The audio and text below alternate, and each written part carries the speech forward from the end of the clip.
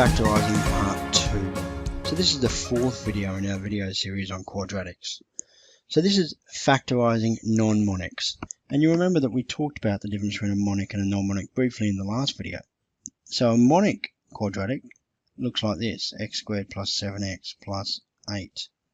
This becomes non-monic if we actually have a coefficient of x squared that's not 1. So if I made this 2x squared, that's now a non-monic quadratic, and we need to use different techniques to factorize it. Now at the start of the last video I went through an expansion to show you why p plus q was equal to a b value and p times q was equal to a c value. I could do that again here with say ax plus p and bx plus q or something like that, but it gets a little bit tiresome, so I'm just going to tell you the rule here, and if you want to you can do the expansion. So let's have a look at some examples, and as we get through them I'll introduce you to the slight changes to our last video and how we deal with non-monics. Let's start with this example. 2x squared plus 14x minus 20. So this looks a little bit harder. That 2 causes some issues. But this question is, I don't want to use the word trick, but it has got a little trick to it that helps us to solve this or to factorize this quadratic. So we can write this down as 2x squared plus 7x minus 10. So if you get a non-monic quadratic, the first thing you should do is check to see if the non-monic component, i.e. the value in front of the x squared, the coefficient of x squared, can actually be factorized out. Because if it can, now we have a monic quadratic, and we're back to that last video. We're looking for two numbers that add to give 7 and multiply to give negative 10. And in this case, playing around negative 10, one's negative, one's positive, but they add to give 7, and I can see there's actually no numbers there that works. So there we go. If on the other hand this was a plus and this was positive, well 5 and 2 would work. 5 and 2. And we could write this down then as 2x plus 5, x plus 2. Luckily we saved that example there by changing it from negative 10 to positive 10. I'll just change that as well, and hopefully you'll forget I did that. So there's an example. Check to see if you can factorize that non-monic component first. Second example, and here's where I'll show you the techniques. 2x squared plus 3x plus 1. A word on this example first though, and I'll do this working in blue. You could actually have a little play with this type of one. It's small, and probably do it logically. And I'm not really encouraging you to do this, but it's a good thing to know. If I'm factorizing this, I know it's going to be in two buckets, and I know to get 2x squared I must have a 2x and an x. That's the only way to do it. And I also know to get a 1 I must have plus 1 and plus 1. Now this plus 3x is the hard term to get right, so let's check it. I get 1x there, and when I multiply those two out I get 2x, which gives me 3x in total. So actually this question works really nicely and I can factorize it quite easily. But I'm going to show you a method to factorize them every time. That will always work, and in this case this won't always work. If you have a question with a 6x squared for example, well I don't know whether that's 6x and x, or if it's 3x and 2x. And that's where things get a little bit trickier when it's not a prime number. So let's do this question the old-fashioned one. First of all, we want two numbers that add to give something and two numbers that multiply to give something. The only difference is that now we want two numbers that add to give 3 and two numbers that multiply to give 2. So the 3 is just our b value, but the 2 is a times c. So all of a sudden we're incorporating this a component in. Now this is just a rule. You can go back and work out how, but I'm telling you this is a rule, and if you just remember that, this will work every time. So two numbers that multiply to give 2 and add to give 3, well it's obviously 1 and 2, 1 and 2. So now I break this up, I keep the leading 2, and I write this in brackets as 2x plus 1 and 2x plus 2. but I'll just make sure that I also divide that by the 2 there. So this 2, and this 2 come from there.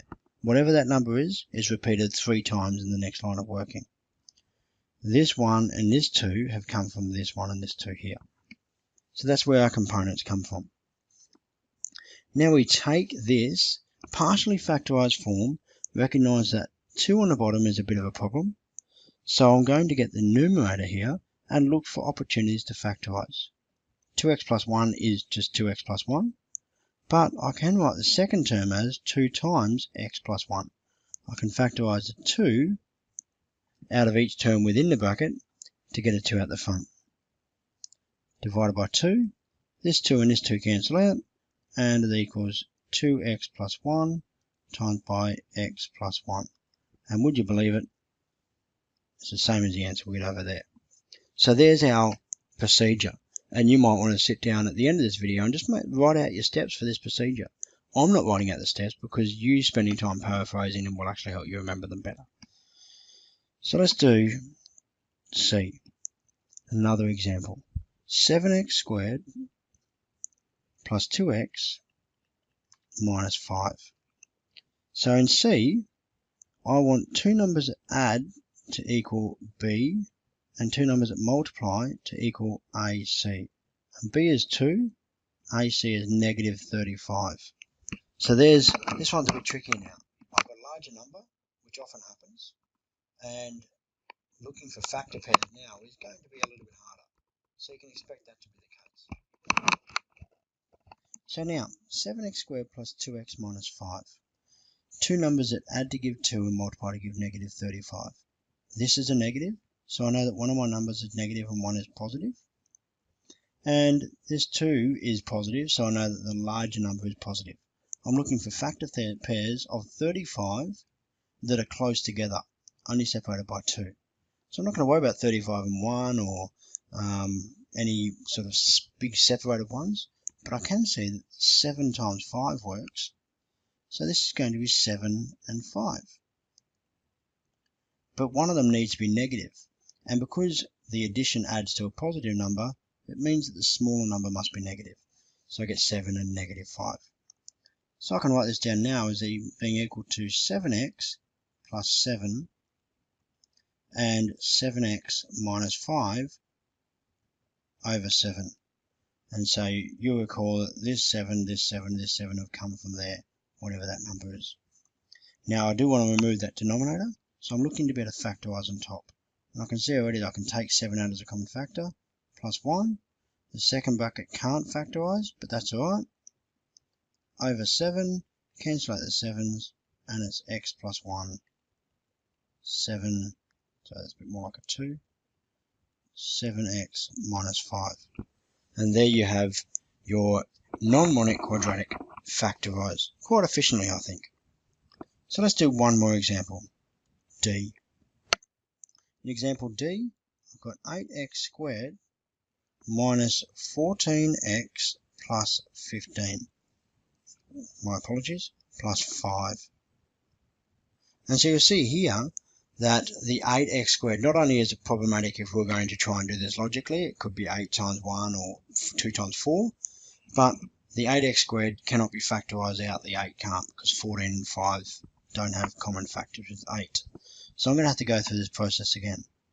Two numbers that add to give negative 14 and multiply to give 8 times 5. So that's 40. And let's have a think about what those two numbers are. Now they add to give negative 14. So that means that either the two numbers are negative or one of the numbers is negative and it's much larger than the other one.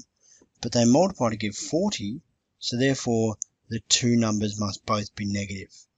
So we want 40, we want the factor pairs of 40 and two factor pairs that add to give 14. So 40 and 1 is too big, even 20 and 2 is too big.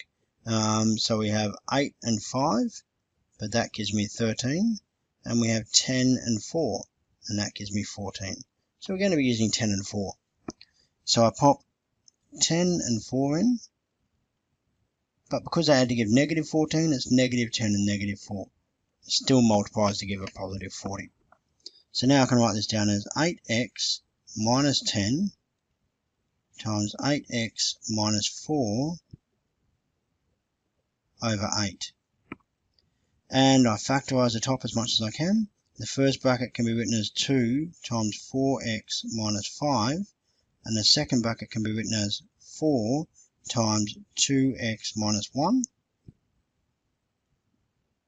And I simplify that. 2 times 4 is 8, 4x minus 5, 2x minus 1 over 8. They cancel out, giving me 4x minus 5, 2x minus 1. Now, this will always work. You will always get these two factors. If a term can be factorized, this will work. So that means if you get to this point and you can't factorize the right numbers out to eliminate the 8, the denominator, there's a chance, a very strong chance, you've made a mistake earlier in a question. So use that as a key checker. If that doesn't work, go back and find that mistake. A note on if a quadratic can be factorized though, so to be honest, most quadratics can't be factorized. There's a select few, a very select few. There's still a lot of those, but we're talking about an infinite number of quadratics. So that select few will be the ones you find in the textbook in your exam, but in real life, most quadratics you come across can't be factorized. Anyway, there's our video on non-monic factorization. All the best.